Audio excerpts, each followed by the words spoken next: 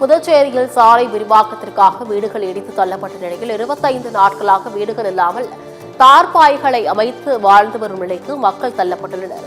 புதுச்சேரி அரியாங்குப்பம் தொகுதி வீராம்பட்டினம் சாலை செட்டிக்குளம் பகுதியில் சுமார் 50க்கும் மேற்பட்ட குடும்பங்கள் 45 ஆண்டுகளாக சாலையோரம் அரசின் புறம்போக்கு இடத்தில் வசித்து வருகின்றன. இந்நிலையில் சாலை விரிவாக்கத்திற்காக அப்பகுதியில் இருந்த வீடுகளை மக்களின் எதிர்ப்பை மீறி மாவட்ட நிர்வாகம் இடித்து தள்ளியது. இதனையடுத்து வீடுகள் இடிக்கப்பட்ட 25 நாட்கள் ஆகும் நிலையில் திறந்த வெளியில் தார்பாய்களை அமைத்து மக்கள் வாழ்ந்து வருகின்றனர். ஆனால் இவர்களுக்கு குடிநீர், மின்சாரம் போன்ற எந்தவொரு அடிப்படை வசதியும் செய்து கொடுக்கப்படவில்லை என்று தெரிகிறது.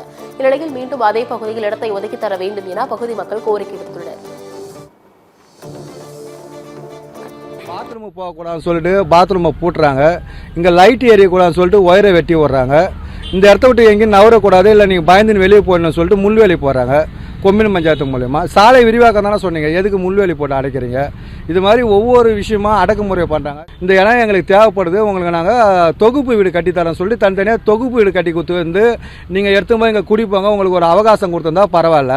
எதுவுமே இல்லாமல் நீங்கள் இத்தனை 40-50 வருஷமாக வாழ்ந்தவங்களை வந்து பட்டாவும் கொடுக்காம எந்த ஒரு நிவாரணமும் கொடுக்காம வீட்டை இடிச்சிட்டுனா எங்கே போய் நிற்பாங்க? நடுத்தெருவில் நிற்பாங்க. நீங்கள் நடுத்தெருவில் தான் நிப்பாட்டி வச்சுட்டாங்க. இங்கே கிட்டத்தட்ட 8 குடும்பம் நடுத்தெருவில் தான் இருக்குது.